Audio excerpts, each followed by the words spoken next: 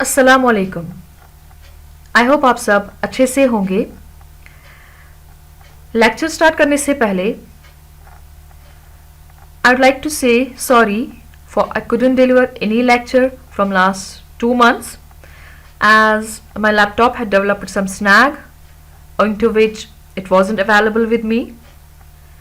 So since now I have got my laptop back,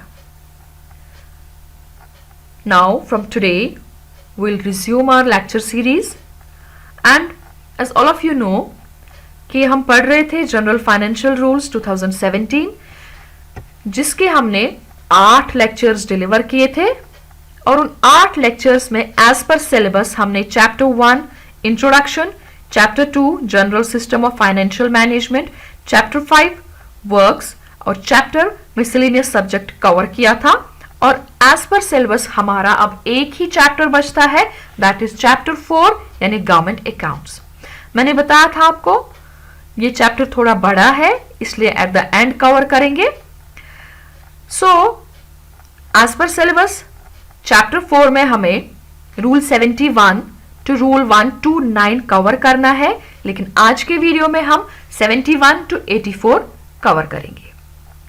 यहां मैं आपको बता दूं कि मैंने आपको बार बार कहा है कि अगर हम रूलिंग्स, चाहे वो जनरल फाइनेंशियल रूल्स हो, CSR हो या कोई भी रूलिंग्स की बुक हो, अगर हम उसे रूल टू रूल बेसिस पे मेमोराइज करने की कोशिश करेंगे, उसे रूल टू रूल बेसिस पे समझने की कोशिश करेंगे तो वो काफी हैक्टिक हो जाता है, डिफिकल्ट हो जाता है एग्जामिनेशन पॉइंट ऑफ व्यू से। So it's better to put these rules in the form of question so that we can easily recall the same at the time of examination. Fine? तो चलिए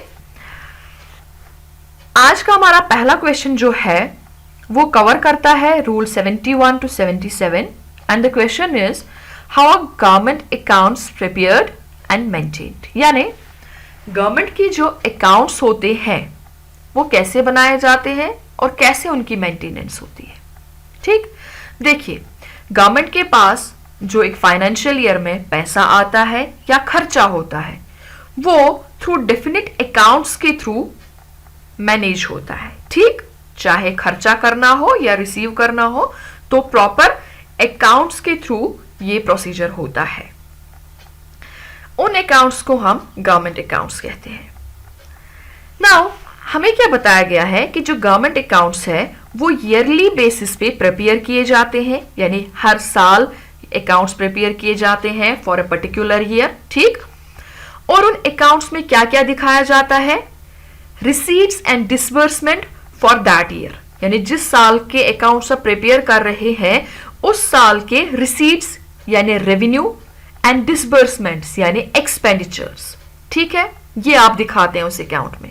plus जो आपके targets होते हैं, budgetary targets जो होते हैं, उनमें अगर आपको सरप्लस या डेफिसिट हुआ होगा वो दिखाया जाता है इन अकाउंट्स में।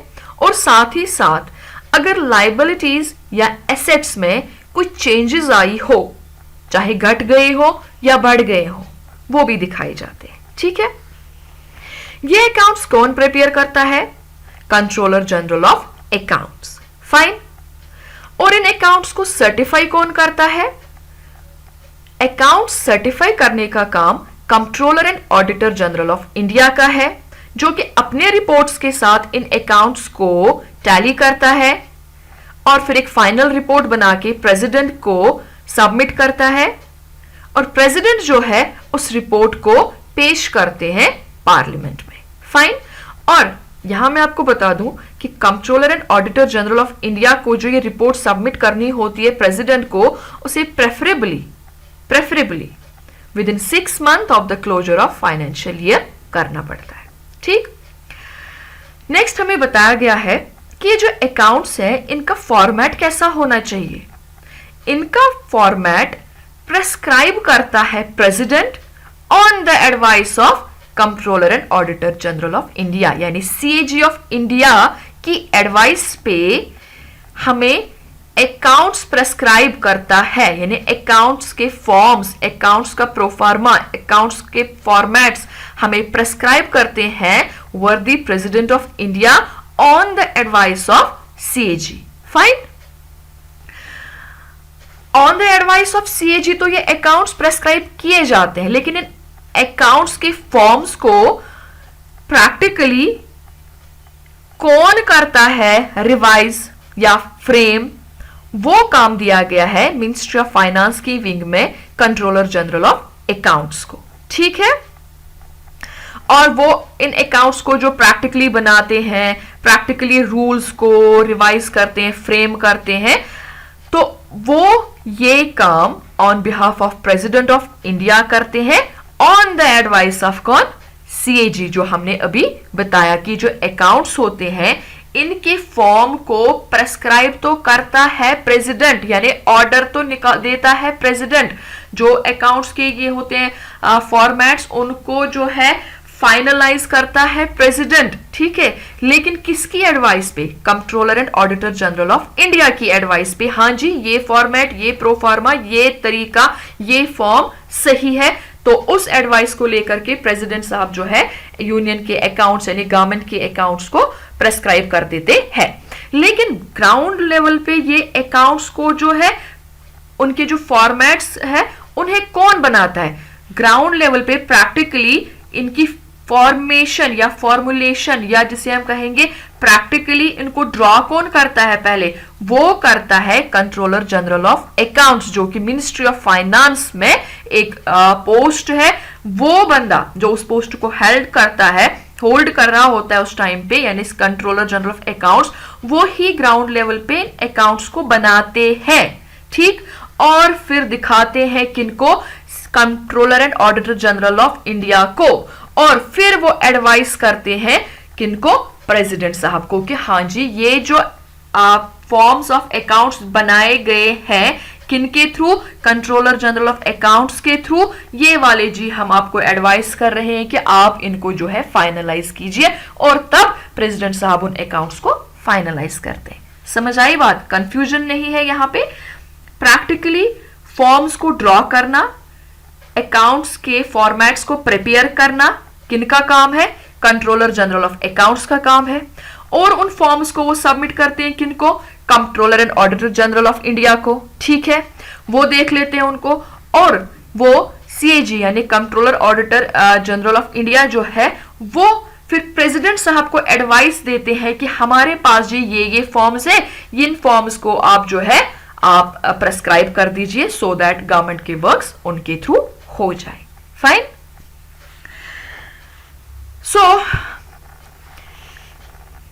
जो मेन प्रिंसिपल्स है अकॉर्डिंग टू विच हमें गवर्नमेंट के अकाउंट्स को मेंटेन करना है, यानी जो मेन रूलिंग्स है, जो कि आपको कंडीशंस बताई गई, आपको रूल्स बताए गए हैं कि अब ये अकाउंट्स जो आपने बनाए इनको किस तरीके से चलाना है, मेंटेन करना है, वो रूलिंग्स हमें कहां से मिलती है, government accounting rules 1990, accounting rules for treasuries and account code volume 3। Fine. Government accounts जो है वो हम कैश बेसिस पे प्रिपेयर करते हैं, ये हमने बजट में भी पढ़ा था, याद होगा आपको।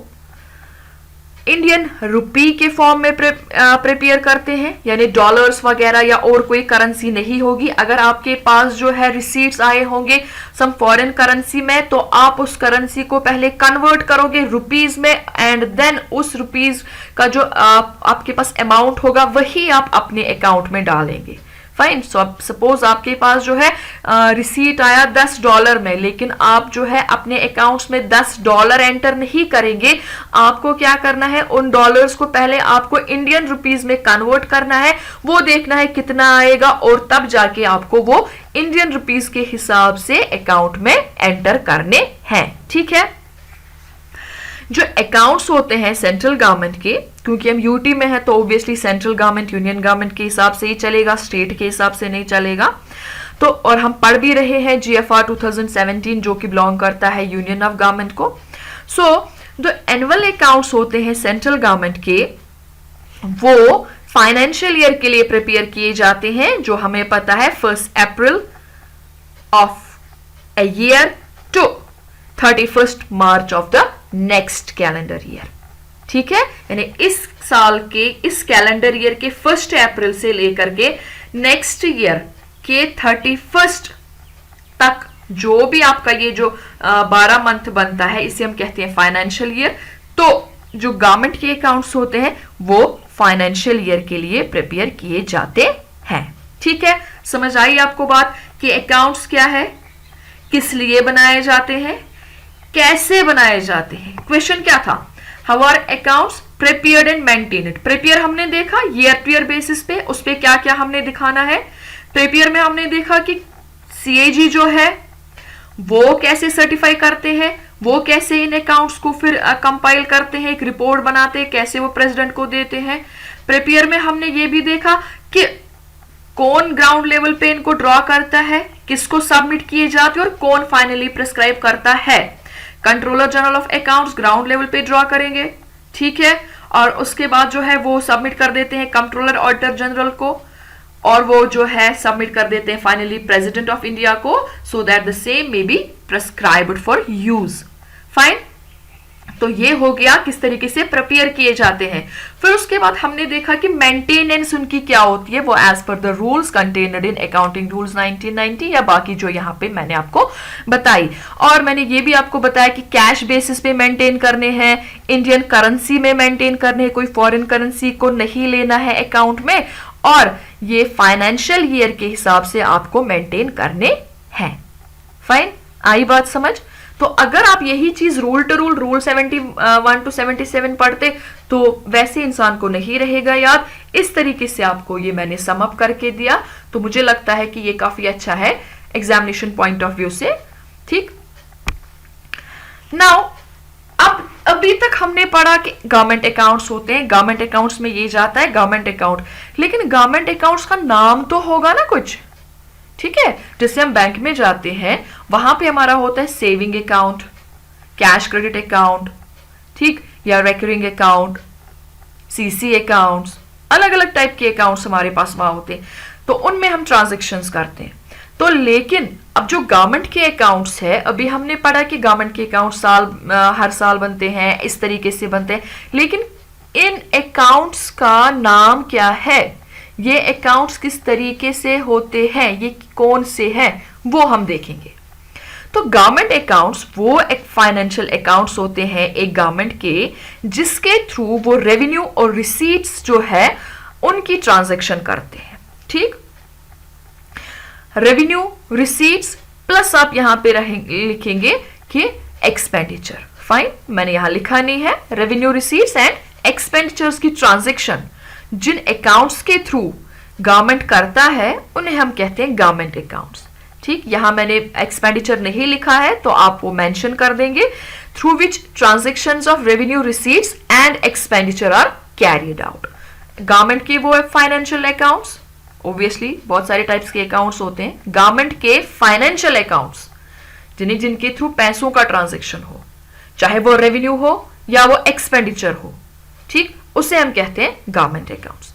और हमारे पास गवर्नमेंट के अकाउंट्स जो है वो 3 पार्ट्स में या 3 कैटेगरीज में डिफरेंशिएट किए जाते हैं। पहला कंसोलिडेटेड फंड, दूसरा कंटिंजेंसी फंड और तीसरा पब्लिक अकाउंट।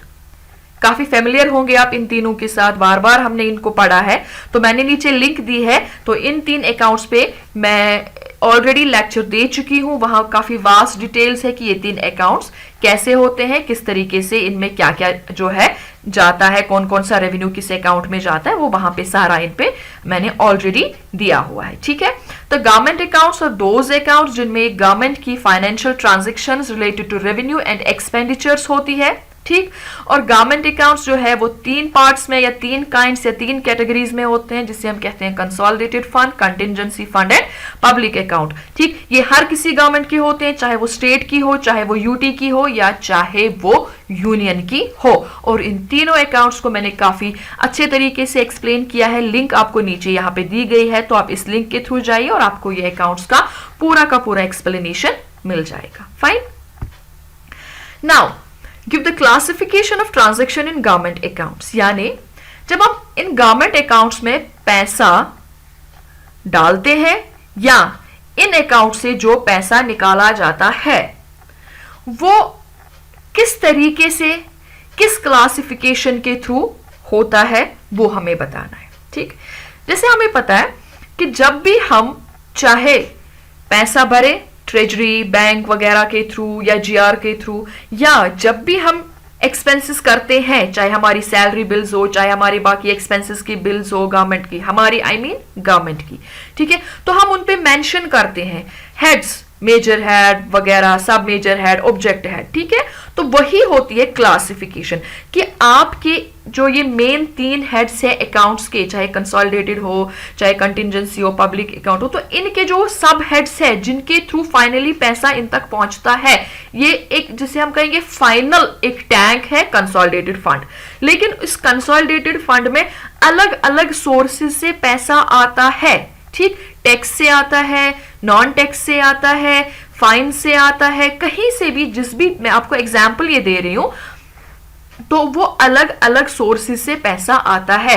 तो उन अलग अलग सोर्सेस को हमने अलग अलग क्लासिफाई किया है, अलग अलग नामों से उनको क्लासिफाई किया है। तो हमें यही यहाँ पे क्वेश्चन पूछता है कि गवर्नमेंट अकाउंट्स में जो आपने सब हेडिंग की है, जो मेजर हेड है, यानी कि जो मेजर अकाउंट है कंसोलिडेटेड फंड, या मेजर अकाउंट है आपका कंटिजेंसी फंड, उनकी जो आपने सब हेडिंग्स की हुई है, उनकी हमें क्लासिफिकेशन बता दो, ठीक है। तो जो गवर्नमेंट अकाउंट्स है वो हमने कैटेगराइज किए हैं, यानी उनको हमने डिफरेंशिएट किया है एक 6 टायर सिस्टम के अंडर, यानी अकाउंट को हमने 6 सब कैटेगरीज में डिवाइड किया है। सब categories in the sense category, उसकी सब कैटेगरी, उसकी सब सब कैटेगरी, उसकी सब कैटेगरी। समझ आ रही है आपको बात, ठीक है। तो गवर्नमेंट अकाउंट्स की जो ट्रांजैक्शंस होती है वो 6 टायर सिस्टम के थ्रू होती है, यानी हर गवर्नमेंट अकाउंट का जो है हमने कैटेगराइजेशन किया है, क्लासिफिकेशन किया है, किस बेसिस पे कि ये जो पैसा आ रहा है ये किस सोर्स से आ रहा है, ये किस जरिए से आ रहा है। फाइन। तो जब भी हमें पैसा अकाउंट से, गवर्नमेंट से, हम कहेंगे गवर्नमेंट से ले निकालना होता है, एक्सपेंडिचर करना होता है, या गवर्नमेंट को देना होता है, हम वहां पे हेड्स की क्लासिफिकेशन करते हैं, ठीक है, कि ये किस हेड में जाएगा, और फाइनली वो हेड किस हेड का सब हेड है, और वो जो है फाइनली पहुंच के कंसोलिडेटेड में जाना है, या कंटिजेंसी में जाना है, या पब्लिक अकाउंट में जाना है, तब जाके वो उस रूट को जो है फॉलो करेगा।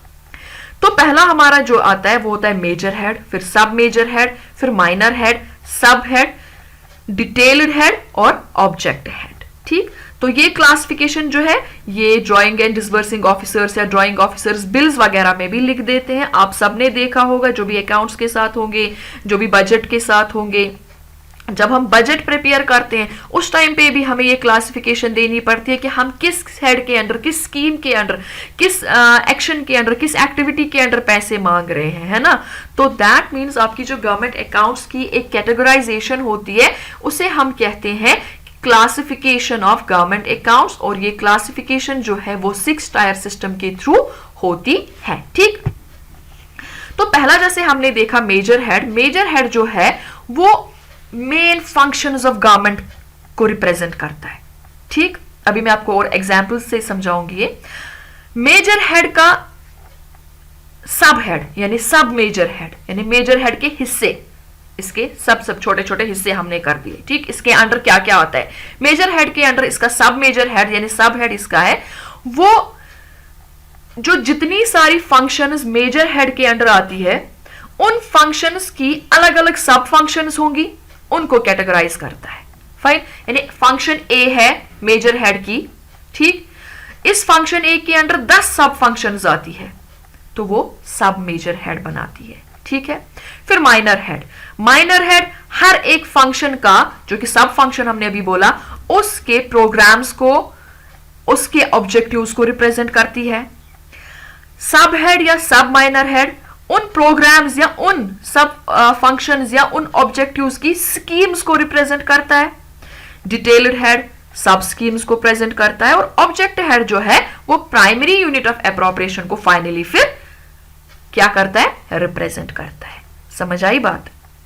जैसे हम यहां पे, मैं आपको एक हल्की सी एग्जांपल देती हूं कि मेजर कोई फंक्शन है, सपोज कोई आपको मैं समझाने के लिए पूरी 6 के 6 तो नहीं बताऊंगी, पहले यहां पे थोड़ा सा बताती हूं कि सपोज हमारा जो है ऑफिस को रन करने के लिए हमारे पास जो है डायरेक्शन एंड एडमिनिस्ट्रेशन के अंडर जो जितना भी आपको पैसा मिलेगा उसकी फिर आपकी सब कैटेगरीज आती है कि ये पैसा जो है किस किस सर्विस पे आप डायरेक्शन एंड एडमिनिस्ट्रेशन के अंडर लगाते हैं, सैलरीज पे लगाते हैं या कोई आपकी स्कीम आ रही है उसके अंडर लगा रहे हैं। समझ आई बात? तो इस तरीके से मेजर हेड के अंडर जो आपको पहले पैसा मिल रहा है या पैसा उसके अंडर डालना चाहते हैं उसकी हमें प्रॉपर क्लासिफिकेशन करनी पड़ती है कि मेजर हेड के अंडर एक पर्टिकुलर फंक्शन है ए, ठीक, इसी मेजर हेड के अंडर फंक्शन है बी सी डी, लेकिन इन फंक्शंस की सब फंक्शंस भी हैं, उन सब फंक्शंस के अंडर ऑब्जेक्टिव्स आते हैं, उन ऑब्जेक्टिव्स के अंडर स्कीम्स आती हैं, स्कीम्स के अंडर सब स्कीम्स आती हैं और उन सब स्कीम्स के under primary unit of appropriation यानी फाइनली वेजेस आपके, एक्सपेंसेस आपके, वो सब आता है क्योंकि स्कीम तो खुद चलेगी नहीं, उसको चलाने के लिए बंदे चाहिए, बंदों को पैसा देना है ना। स्कीम जो है उस वो किसी फंक्शन, किसी प्रोग्राम के अंडर, किसी ऑब्जेक्टिव को अचीव करने के अंडर आती है ना। तो वो जो ऑब्जेक्टिव है वो किसी पर्टिकुलर फंक्शन का हिस्सा होगा। Function means particular action of the government का हिस्सा होगा। समझ आई बात आपको? यहां मैं आपको ऐसे बताती हूं कि जो मेजर हेड है ये 4 डिजिट नंबर होता है, sub major 2 digit number, minor head जो है 3 डिजिट नंबर होता है, सब हेड जो है 2 डिजिट नंबर होता है, डिटेल्ड हेड जो है 2 डिजिट नंबर होता है, ऑब्जेक्ट हेड जो है 2 डिजिट नंबर होता है। तो यहां पे ओवरऑल ये 15 यूनिक डिजिट न्यूमेरिक कोड बन जाता है। फाइन। और यहां पे फिर से आप देखिए फंक्शन, सब फंक्शन, प्रोग्राम, स्कीम, सब स्कीम और ऑब्जेक्ट हेड या जिसे हम बोलेंगे primary unit of appropriation. Fine.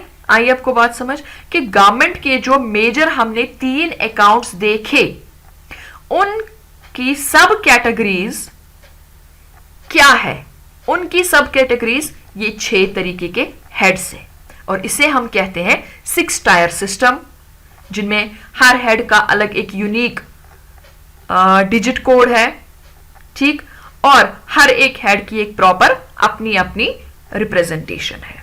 इतना आया समझ आपको? Now to make it more clear, अगर हम बोलेंगे मेजर हेड एजुकेशन है यानी एजुकेशन डिपार्टमेंट है, ठीक है। एजुकेशन डिपार्टमेंट में एलिमेंट्री एजुकेशन आती है, स्कूल एजुकेशन, हायर एजुकेशन या बाकी विंग्स ऑफ एजुकेशन आती है, तो वो इसकी सब मेजर हेड हुए। फाइन। मेजर हेड आपका पूरा एजुकेशन है, आप कहीं भी जाओ, हाँ जी एजुकेशन में है, किस एजुकेशन में है वो किसी को पता नहीं, ठीक। तो अब इस मेजर हेड यानी एजुकेशन की हमारे पास सब हेड्स है, ठीक। एलिमेंट्री एजुकेशन अलग यानी जो छोटे छोटे बच्चे प्राइमरी लेवल पे होते हैं, स्कूल एजुकेशन अलग है आपका, हायर एजुकेशन अलग है आपका, कॉलेज एजुकेशन अलग है आपका, या बाकी सारी विंग्स जो भी एजुकेशन की है, ठीक है। फिर माइनर हेड, अब अगर आपका एलिमेंट्री एजुकेशन है इसका अपना माइनर हेड है, स्कूल एजुकेशन है उसका अपना माइनर हेड है, हायर एजुकेशन है उसका अपना माइनर है, एलिमेंट्री एजुकेशन है, ठीक है, इसमें आपके प्राइमरी स्कूल्स आते हैं, इसमें आपके वो आंगनवाड़ीज आते हैं, इसमें आपके जो है वो डे केयर वाला सिस्टम आता है। इसी तरीके से स्कूल एजुकेशन में भी अपने अपने माइनर हेड्स हैं। फाइन। अब माइनर हेड का भी हमने बोला सब माइनर हेड है या सब हेड है, ठीक, उसके अंडर स्कीम्स आती है। देखो अगर हमने फॉर एग्जाम्पल लिया एलिमेंट्री एजुकेशन, उसके अंडर हमने एक माइनर हेड इसका देखा यहाँ पे प्राइमरी स्कूल्स, ठीक है, क्योंकि उसके बाद उसके अंडर आती है आंगनवाड़ी भी, उसके अंडर आती है वो डे केयर सिस्टम्स भी, उसके अंडर आती है वो आशा वर्कर्स वगैरह भी, उनका भी जो होता है वो उसी के अंडर आता है, ठीक है, ओवरऑल अगर हम देखेंगे तो। लेकिन वो तो आता है किसके अंडर, एलिमेंट्री एजुकेशन के अंडर, लेकिन इसका हम देखेंगे अब एक वाला पहलू, एक कोई हेड हमें देखना है। सपोज प्राइमरी स्कूल्स हमने ले लिए, अब इन प्राइमरी स्कूल्स के लिए जो माइनर हेड हमने बोला, इन प्राइमरी स्कूल्स की भी अलग अलग स्कीम्स होती है वहां पे, है ना, कि बच्चों को फ्री बुक्स दे दो, ये किस चीज के अंडर आता है, इनको मिड डे मील दे दो, वो अलग से स्कीम में आता है। तो माइनर हेड का अगर हम देखेंगे sub head for primary schools under elementary education of education, तो वहां पे जो स्कीम्स आप देते हो बच्चों के लिए, छोटे छोटे बच्चों के लिए, वो स्कीम्स जो है सब माइनर हेड में आएंगी, ठीक। उसके बाद डिटेल्ड हेड, उन स्कीम्स को कैरी आउट करने के लिए प्रॉपरली ऑन ग्राउंड लेवल आपको ऑफिशियल्स रखने हैं, आपको एम्प्लॉयज रखने हैं, उनकी सैलरीज आती है, वो आती है डिटेल्ड हेड में, और फिर सैलरी के भी जो है अलग अलग हिस्से हैं, पे है, उसमें मेडिकल अलाउंस है, एलटीसी है, या बाकी चीजें हैं, वो आपके ऑब्जेक्ट हेड में आते हैं। फाइन। या आपकी जो है उसके साथ साथ ओई आ सकता है डिटेल्ड हेड में, उसके साथ साथ आपका पीओएल आ सकता है डिटेल्ड हेड में। फाइन, आई बात समझ? तो दैट मीन्स अब यहाँ पे आप ऐसे नहीं लोगे कि डिटेल्ड हेड में खाली सैलरी आई, नहीं, ये मैंने एक चीज बताई कि स्कीम को चलाने के लिए ऑफिशियल्स को सैलरी देनी है, उन सैलरी का फिर ऑब्जेक्ट हेड क्या है वो अलग अलग है। समझ आई बात? तो इस तरीके से हमारा 6 टायर सिस्टम जो है वो वर्क करता है। मैंने एक छोटी सी एग्जांपल दी एजुकेशन की। इसी अगर हम एजुकेशन में देखेंगे, हमने बोला एलिमेंट्री एजुकेशन, फिर हमने बोला उसके अंडर प्राइमरी स्कूल्स आते हैं, उसके अंडर हमारे आंगनवाड़ीज वगैरह आते हैं, है ना। अब ये प्राइमरी स्कूल प्लस आंगनवाड़ीज, इनका सब माइनर होगी, काफी सारी स्कीम्स इनके लिए होती है, जैसे मिड डे मील है, इसमें जो है वो फ्री बुक्स वगैरह इसमें आती है, फ्री यूनिफॉर्म्स आती है, वो सब चीजें इसमें है। तो स्कीम्स अलग अलग आई प्राइमरी स्कूल के अंडर, फिर उन स्कीम्स को सैलरीज है, ये है, या इन स्कीम्स के अंडर डिटेल्ड हेड में मैं ऑफिस एक्सपेंसेस डाल सकती हूँ, इसके अंदर मैं पीओएल डाल सकती हूँ क्योंकि उस स्कीम का हिस्सा है ना। तो that means overall major head से लेकर के ऑब्जेक्ट हेड तक हमें 6 डिफरेंट इसमें क्या बन जाते हैं, हेड्स आ जाते हैं, सब हेड्स आ जाते हैं, सो दैट एक प्रॉपर कैटेगराइजेशन हो किसकी, पैसों की, चाहे वो रिसीट हो या हमारा एक्सपेंडिचर हो। ठीक है, जैसे हमें पता है कंसोलिडेटेड फंड से कैसे पैसे निकाले जाते, वो पैसे दिए गए एजुकेशन डिपार्टमेंट को, एजुकेशन को, मेजर हेड है एजुकेशन, लेकिन अब एजुकेशन के तो बहुत सारी विंग्स है, बहुत सारी स्कीम्स है, तो कैसे देना है, तो उस चीज को कि कैसे हम ये पैसे दे, कैसे हमें एक्सपेंडिचर करें, या कैसे हम एजुकेशन से रेवेन्यू हासिल करें, उसके लिए इन अलग अलग विंग्स ऑफ द एजुकेशन को हमें कैटेगराइज करना है। ठीक है, स्कीम्स को कैटेगराइज करना है, तो उस वजह से हमारे लिए प्रॉपर क्लासिफिकेशन ऑफ अकाउंट्स काफी जरूरी है। तो इसको हम कहते हैं classification of government accounts through 6 tier system. I hope आपको समझ आया होगा। तो यहां मैंने फिर से बताती हूँ, एलिमेंट्री एजुकेशन के अंडर प्राइमरी स्कूल लिया है। अगर स्कूल एजुकेशन होगा तो मुझे उसका माइनर हेड देखना है कि उसमें क्या क्या आता है। हायर एजुकेशन होगा तो उसका माइनर हेड में देखूंगी उसके अंडर क्या क्या आएगा। समझ आई बात? ठीक। Next, what are voted and charged expenditures. ये हमने बजट में पढ़ा है, लेकिन क्योंकि यहां पे भी हमें पढ़ना है कि वोटेड और चार्जड एक्सपेंडिचर्स क्या है। सो as per article 122 sub 3 of the Indian Constitution, वो वाले एक्सपेंडिचर्स जो कि कंसोलिडेटेड फंड से देने ही देने हैं, एनी हाउ, उनके लिए कोई वोटिंग नहीं, उनके लिए कोई बिल पासिंग का प्रोसीजर नहीं, उनके लिए कोई मतलब जो आपके वहां पे ये होते हैं मेंबर्स ऑफ पार्लियामेंट, उनकी कंसेंट नहीं, कुछ नहीं, वो देना ही देना है at the time of issuance of budget, at the time of finalisation of budget, या at the time of passage of budget. आपको क्या है, कंसोलिडेटेड फंड ऑफ इंडिया से ये चीजें, इन चीजों के लिए, इन खर्चों के लिए आपको पैसा देना ही देना है। तो वैसे वाले एक्सपेंडिचर्स, वैसे वाले आइटम्स जिनके लिए कोई वोटिंग ऑफ लेजिस्लेचर, कोई बिल पासिंग थ्रू लेजिस्लेचर्स की जरूरत नहीं होती है, उन्हें हम कहते हैं क्या, चार्जड एक्सपेंडिचर्स। ठीक। और on the other hand voted वाले एक्सपेंडिचर्स वो होते हैं जो कंसोलिडेटेड फंड से तब मिलते हैं जब उनके लिए पार्लियामेंट्री जो होते हैं पर्सनल्स, वो वोट करते हैं। ठीक है, यानी कि वहां पे पार्लियामेंट में बिल पेश की जाती है, उस पर वोटिंग होती है, अगर मेजॉरिटी से विन हो गई वो बिल, तभी जाके उस एक्सपेंडिचर के लिए पैसे दिए जाएंगे। लेकिन कुछ एक्सपेंडिचर्स ऐसे होते हैं जिनको पैसे देने ही देने हैं एट एनी कॉस्ट, उनको रोक नहीं सकते, उनको कोई उंगली नहीं उठा सकता, उन पे कोई वोटिंग वगैरह नहीं होती है। ठीक है, तो बजट डॉक्यूमेंट्स में चार्जड और वोटेड एक्सपेंडिचर्स अलग अलग दिखाए जाते हैं। ये हमने बजट में ऑलरेडी कवर किया है, आप बजट के वीडियो से भी देख सकते हो, और यहां पे मैं आपको फिर से इसके बारे में बता देती हूँ। तो अब मैं बोलूंगी आपको कि कौन से आइटम्स चार्जड है कंसोलिडेटेड फंड ऑफ यूटी पे। देखो, मैंने आपको बताया कि जो भी पैसा एक गवर्नमेंट का आता है वो या तो कंसोलिडेटेड फंड में जाता है, या कंटिजेंसी फंड में जाता है, या पब्लिक अकाउंट में जाता है। इसी तरीके से जब खर्चे करने होते हैं गवर्नमेंट को, जब एक्सपेंसेस करने होते हैं, तो इन्हीं 3 अकाउंट से होते हैं। अब उनका प्रोसीजर क्या है वो मैंने आपको लिंक बता दिया, वहां से आप देखोगे। यूजुअली जो हमारे एक्सपेंसेस होते हैं गवर्नमेंट के, वो कंसोलिडेटेड फंड से निकाले जाते हैं, एक्सेप्ट फ्यू, क्योंकि वो फ्यू कंटिजेंसी और पब्लिक अकाउंट से होते हैं। तो मोस्टली कंसोलिडेटेड फंड से निकलते हैं।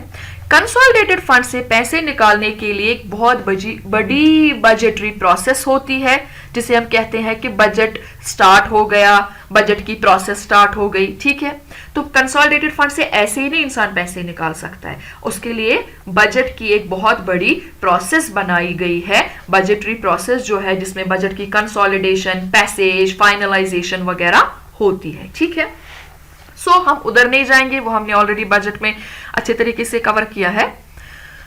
तो कंसोलिडेटेड फंड ऑफ इंडिया से, या कंसोलिडेटेड फंड ऑफ, पहले हम देखेंगे यूटी ऑफ जे&के से कौन कौन से आइटम चार्जड है वो हम देखेंगे, यानी कि वो पैसे देने ही देने हैं, कोई वोटिंग कोई कुछ भी नहीं उसमें है। ठीक, क्योंकि कंसोलिडेटेड फंड से हमें पैसे 2 तरीकों से निकलते हैं, या तो आपको ये चीजें हैं, इनसे आपको बस ऐसे ही देने हैं। दूसरा, अगर आपके पास कोई नई स्कीम है, कोई नया एक्सपेंडिचर है, उसको आपको अपने पार्लियामेंट में, अपने हाउस में मनवाना है, तो लोगों की, यानी कि पार्लियामेंटेरियन से, या जो हाउस ऑफ लेजिस्लेचर होता है उनसे आपको उसे वोट दिलाना होता है, तब जाके वो पैसे आपको दिए जाते हैं।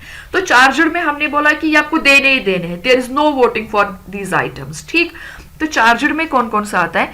पे allowances and other expenses of the office of lieutenant governor, यानी गवर्नर साहब के जो पे अलाउंसेस और ऑफिस एक्सपेंसेस होते हैं वो सब चार्जड है, यानी वो एनी हाउ देने हैं, उसके लिए कोई वोटिंग नहीं करनी है कि हाँ जी मैं नहीं मान रहा हूं, ये नहीं देने हैं, मैं हूं आपकी मेंबर ऑफ लेजिस्लेचर या मेंबर ऑफ पार्लियामेंट, मैं वोट नहीं दे रहा हूं तो ये चीज नहीं, कुछ ऐसा नहीं। ये तो उनका हक है, ये तो उनकी, जिसे हम कहेंगे सैलरी है, उनके ऑफिस एक्सपेंसेस है, एनी हाउ उनको दिए जा रहे हैं। ठीक है, तो ये चार्जड आइटम है।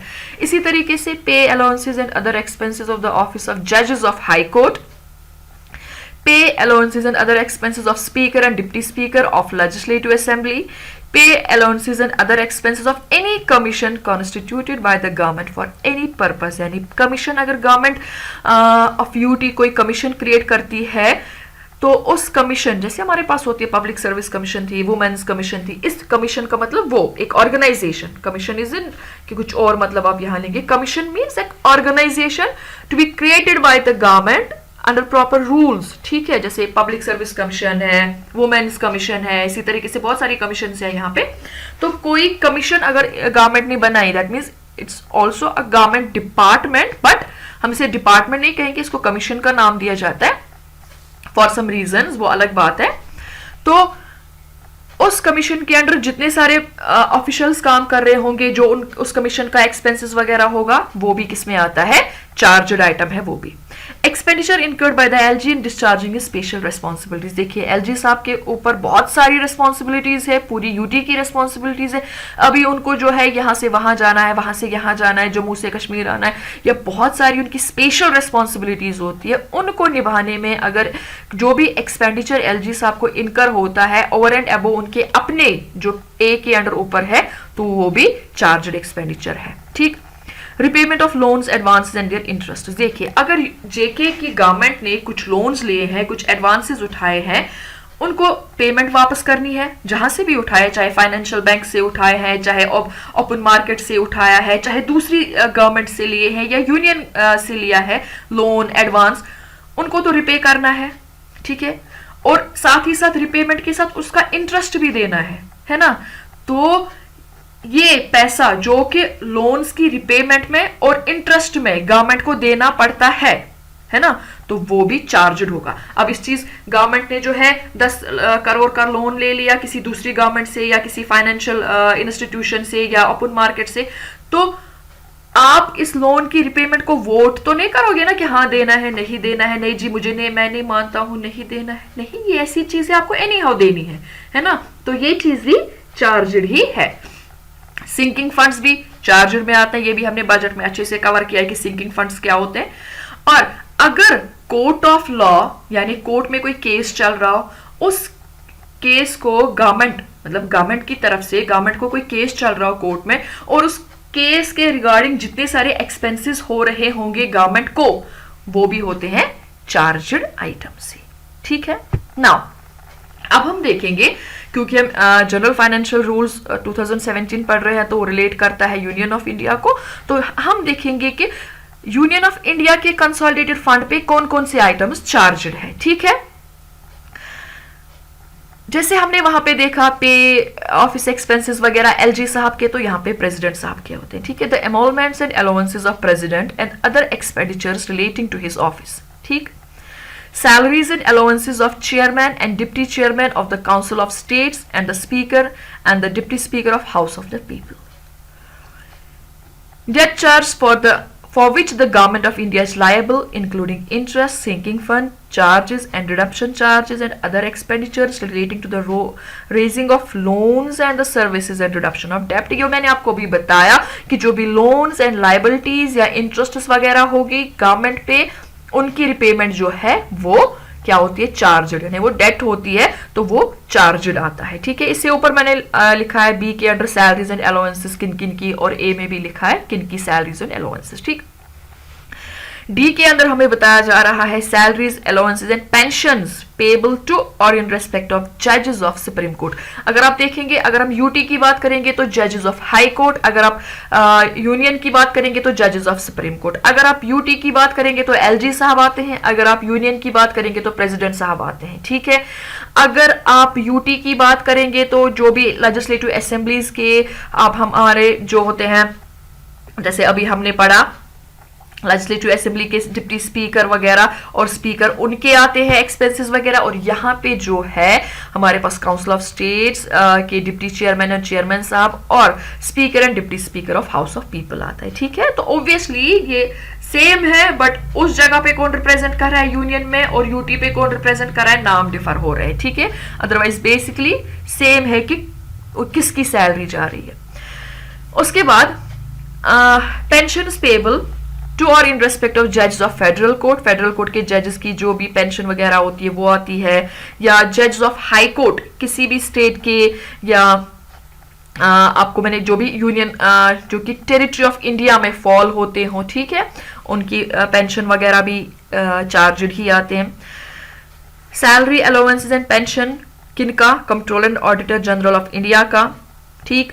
इसी तरीके से कोई भी पैसा जो जजमेंट, डिक्री या अवार्ड ऑफ एनी कोर्ट और ट्रिब्यूनल, आर्टिबल ट्रिब्यूनल के लिए हमें इनकर हो, यानी कि जजमेंट, जैसे मैंने बताया आपको, अगर एक गवर्नमेंट को कोई केस चल रहा हो गवर्नमेंट का कोर्ट में, तो उस केस पे गवर्नमेंट को जितना खर्चा अपनी तरफ से जाएगा अपने आप को डिफेंड करने के लिए, बचाने के लिए, तो या अपने आप को प्रूव करने के लिए, वो भी चार्जड होता है। और जब गवर्नमेंट जो है कोई भी ऑर्डर उस जजमेंट के बेसिस पे फिर कोई भी ऑर्डर इशू करता है, उस ऑर्डर को ओवरऑल इंप्लीमेंट करने में जो खर्चा जाता है वो भी चार्जड में ही आएगा। ठीक है। कोई भी एक्सपेंडिचर जिसको कॉन्स्टिट्यूशन या पार्लियामेंट डिक्लेयर करेगी चार्जड, वो चार्जड होगा। Fine. Differentiate between capital and revenue expenditure. बताओ जी कैपिटल एक्सपेंडिचर क्या है और रेवेन्यू एक्सपेंडिचर क्या है। काफी आसान है। देखो, कैपिटल एक्सपेंडिचर यानी कैपिटल खर्चा क्या है, जो भी एक गवर्नमेंट खर्चा करती है एसेट्स को बनाने में, ठीक, बिल्डिंग्स बनाने में, इंफ्रास्ट्रक्चर डेवलपमेंट में, या एग्जिस्टिंग एसेट्स की रिपेयरमेंट करने में, सो दैट वो और ज्यादा अच्छे हो जाए। ठीक। तो ये आता है कैपिटल एक्सपेंडिचर में। फाइन। उसके बाद जो भी खर्चे ऑफिस को रन करने में, सैलरीज में, एडमिनिस्ट्रेशन चलाने में, एस्टैब्लिशमेंट चलाने में, छोटे मोटे रिपेयर्स करने में, छोटे मोटे अपकीपिंग में लगता हो, यानी कि सर्विसेज में ओवरऑल हम बोलेंगे, जो भी खर्चा सर्विसेज पे लगता हो, जिसके थ्रू कोई भी आपकी इंफ्रास्ट्रक्चर डेवलपमेंट, एसेट डेवलपमेंट नहीं हो रही है, खाली सर्विसेज पे आप दे रहे हो, तो वो होते हैं रेवेन्यू एक्सपेंडिचर्स। समझ आई बात। देखो, एक बहुत बड़ा प्रोजेक्ट है, उसमें 10 बिल्डिंग्स बन रही है, उन 10 बिल्डिंग्स को बनाने में जो मटेरियल वगैरह पे खर्चा होगा दैट इज कैपिटल एक्सपेंडिचर। ठीक है, फिर उन बिल्डिंग्स में जो ऑफिशियल्स काम करेंगे उनको जो आप सैलरीज देंगे, उनके जो ऑफिस एक्सपेंसेस जाएंगे, स्टेशनरी जाएगी, उनका जो पेट्रोल वगैरह का खर्चा जाएगा गवर्नमेंट की ट्रांसपोर्टेशन पे, तो वो आता है रेवेन्यू में। समझ आई बात? बिल्डिंग बनाई, 10 बिल्डिंग्स बनाए, बिल्डिंग के बनाने में जो आपको खर्चा लगा उसके मटेरियल पे, उसके जो है लेबर पे, उसके जमीन पे, उसकी ओवरऑल मेंटेनेंस पे, वो आता है आपका कैपिटल। लेकिन उस बिल्डिंग में फिर जो आपने एम्प्लॉयज को बिठाया और उन एम्प्लॉयज को आपने स्टेशनरी प्रोवाइड की, उनको आपने सैलरी दी, उनको आपने छोटे छोटे उनके एक्सपेंसेस जो डे टू डे होते हैं वो किए, वो सारे किस में आएंगे? वो आएंगे रेवेन्यू एक्सपेंडिचर में। ठीक है, फिर से बताती हूं कि इंफ्रास्ट्रक्चर डेवलपमेंट या एसेट डेवलपमेंट या एसेट जो आप कहीं पे बना रहे हैं, या अगर आपके पास कोई एसेट है उसको आप एनहांस कर रहे हैं, ठीक, तो वो कैपिटल एक्सपेंडिचर। और सर्विसेज को रन करने के लिए, ऑफिस को रन करने के लिए, एडमिनिस्ट्रेशन को रन करने के लिए जो आप खर्चा कर रहे हैं, जो कि किसी इंफ्रास्ट्रक्चर डेवलपमेंट में जो है नहीं आपके सामने आता, यानी कि वो खर्चे जो आप ऑफिस को चलाने में, सैलरीज देने में खर्चा करते हैं, जिसकी थ्रू कोई भी इंफ्रास्ट्रक्चर डेवलपमेंट नहीं होती है, वो रेवेन्यू एक्सपेंडिचर होता है। ठीक है, और जब हम अकाउंट्स की मेंटेनेंस करते हैं, कैपिटल और रेवेन्यू एक्सपेंडिचर अलग अलग दिखाया जाता है। ऑब्वियसली दोनों अलग चीजें हैं, एक तो इंफ्रास्ट्रक्चर डेवलपमेंट करने में काम आता है, दूसरा सर्विसेज को रन करने में काम आता है। पहले वाले में सर्विसेज का कोई नामो निशान नहीं, दूसरे वाले में इसमें एसेट बिल्डिंग का, इंफ्रास्ट्रक्चर का कोई नामो निशान नहीं। फाइन, क्लियर हुआ ये कैपिटल एंड रेवेन्यू एक्सपेंडिचर। फिर से शॉर्ट में, कैपिटल एक्सपेंडिचर जिसमें आप जमीन ले, बिल्डिंग्स बनाए, बड़ी बड़ी प्रोजेक्ट्स बनाए, ठीक। रेवेन्यू एक्सपेंडिचर उन बिल्डिंग्स में 10 मुलाजिम है, उनकी तनख्वाह, उनकी ऑफिस एक्सपेंसेस, उस बिल्डिंग की अपकीप, उस बिल्डिंग के छोटे छोटे मेंटेनेंसेस, ठीक है, यानी कि ओवरऑल एडमिनिस्ट्रेशन को चलाना, दैट इज रेवेन्यू एक्सपेंडिचर। और रेवेन्यू एक्सपेंडिचर में कोई एसेट बिल्डिंग, एसेट क्रिएशन नहीं होती है। Asset building, asset creation, infrastructure development, capital expenditure, ठीक, वो रेवेन्यू में नहीं आता है। रेवेन्यू में बस ऑफिस एक्सपेंसेस, आपकी डे टू डे ऑर्गेनाइजेशन को, आपकी डे टू डे रनिंग में जो पैसा लगता है, सैलरीज में लगता है, वो सब, ठीक। So with this I will conclude today's lecture. I hope आपको समझ आया होगा। अगर कोई भी क्वेरी, कोई भी क्वेश्चन हो तो आप मुझे ईमेल कर सकते हैं, जैसे मैंने यहाँ पे अपना ईमेल आईडी दिया है, या मुझे फेसबुक पे आप टेक्स्ट कर सकते हैं, या कमेंट सेक्शन में लिख सकते हैं। हाँ, यहाँ मैं आपको एक इंपॉर्टेंट बात बता दूं कि मुझे बहुत सारे ईमेल्स और कमेंट्स आते हैं कि हमें नोट्स चाहिए पीडीएफ में। ऑल्दो पहले पहले मैंने सबको नोट्स दिए, but then I felt somewhere कि नोट्स देना इज नॉट ए सोल्यूशन, क्योंकि आप फिर से वही पहुंच जाते हैं, हाँ जी मेरे पास नोट है, मैं इस पे रट्टा मार के एग्जाम में लिख दूंगा। Then what is the fun of making this video, delivering lecture for hours together, preparing this PPTs for you people only. ये इसलिए कि आपको समझ आए। तो my advice to you all is कि आप वीडियो को वॉच करो, ये नहीं कि अब जी आधा घंटा इसमें जाया हो रहा है। जब आप ये सोचोगे कि वीडियो को सुनने में मेरा आधा घंटा जाया हो गया, तो मेरा वीडियो बनाने में 1 घंटा या 2 घंटा या 3 घंटा, जो मैं पहले पीपीटी बनाती हूँ, जो मैं पहले रूल्स देखती हूँ, फिर आपको डिलीवर करती हूँ, फिर तो मैं भी सोचूंगी 3 घंटे जाया हो गए। It's not like that. आप वीडियो को देखो, फिर आप अपने हाथ से खुद ही नोटिंग्स करो, वो एक तो आपको समझ भी आएगा और आपको याद भी रहेगा। वरना आप बार बार मुझे मैसेज करते हो कि हाँ जी हमें पीडीएफ दे दो, हमें रट्टे मारने हैं, that will not serve any purpose. आपको मतलब वो रट्टा मारना इज नॉट ए सोल्यूशन। हमारा एक पॉइंट यहाँ इतना ही नहीं है कि हमें एग्जाम पास करना है, हमें डे टू डे वर्किंग में ये सब चीजें लानी है। हमारे पास केसेस आए तो हमें दिमाग में होना चाहिए कि इसके रिगार्डिंग हमारे पास क्या रूल है, ठीक है। तो हाँ, I can provide you notes as well, but एक पहले आप वीडियो तो देखो, पहले आप अपनी तरीके से नोटिंग तो करो। जहां आपको समझना है, जहां आपको कंफ्यूजन है, आप मुझे बोलो मैम ये हमें समझ नहीं आ रहा, प्लीज क्या हमें इस पोर्शन के लिए नोट्स दिखा सकते हो, so that we can understand it in a very deep level. ठीक है, तो आप क्या काम करेंगे, वीडियो देख लीजिए, जहां पे आपको समझना है I will provide you note for that portion. Otherwise आप मुझे ऐसे बोलते हो नहीं जी हमें नोट्स चाहिए, हमें पूरे सब्जेक्ट के, कुछ मेल्स तो मेरे पास ऐसे आ रहे हैं जिनमें लिखा है 6 के 6 सब्जेक्ट्स के हमें पीडीएफ दे दो। Then what is the fun of making this video? ये वीडियो इसीलिए बनाया जा रहा है कि आप लोगों को समझ आए। आप बच्चे को बोलो ये बुक पढ़ लो खुद और कर लो एग्जाम पास, फिर क्यों स्कूल भेजने की जरूरत है उसे, फिर क्यों ट्यूशन भेजने की जरूरत है? बच्चा तो खुद भी बुक्स पढ़ सकता है। आपको इम्पा ट्रेनिंग की क्यों जरूरत है? आपको ऐसे बोलते हैं आपके पास सीएसआर है, आपके पास जनरल फाइनेंशियल रूल है, बुक है, पढ़ लो खुद ही। Then what is the fun of nominating these junior and seniors for such massive training programs? थोड़ा समझ भी आना चाहिए। आप अपने हिसाब से नोटिंग कर लो, जहां समझना है आप मुझे पूछो। हाँ, मैं फिर से बोलती हूँ, स्टार्टिंग में मैंने सबको नोट्स दिए, बट देन आई फेल्ट कि नहीं ये सही नहीं है, ये कोई पर्पज ही नहीं मेरा सर्व कर रहा है। मेरा पर्पज इतना है कि मेरे कैडर के जितने सारे हैं, चाहे मेरे सीनियर से, जूनियर से, कुलीग से, उनको कुछ फायदा मिले। अब मैं उनको ऐसे रट्टा दे के नोट्स दे रही हूँ, जैसे जब हम इम्पा में हमारा पहला दिन होता है ट्रेनिंग का, हम सब ये बोल रहे होते हैं मुझे नोट्स चाहिए, उससे नोट्स मांग रहे हो, इससे नोट्स मांग रहे होते। नहीं, खुद प्रिपेयर करो, खुद सुनो, खुद समझो, तब जाके ही हमारा कैडर जो है आगे बढ़ेगा, तब जाके ही हमारे रिजल्ट्स में जो है अच्छे खासे बंदों की ना पास परसेंटेज होगी। रिसेंटली जो हमने रिजल्ट देखा उसमें तो कोई पास परसेंटेज उतनी थी ही नहीं, बिकॉज सब लोग नोट्स के पीछे भागते हैं, समझना कोई चाहता ही नहीं है। बिकॉज वहां पे क्वेश्चन आपको ट्विस्टेड भी आते हैं, आपको ऐसे आराम से क्वेश्चंस नहीं आएंगे कि हाँ जी ऐसे ट्विस्टेड क्वेश्चंस आएंगे। वो तब आप उनके आंसर्स लिख सकते हो जब आपको बेसिक नॉलेज होगी, वरना आप नोट रट्टा मार के करते हो, वो 4 दिन, वो उन्हीं एग्जाम के 4 दिन याद रहता है।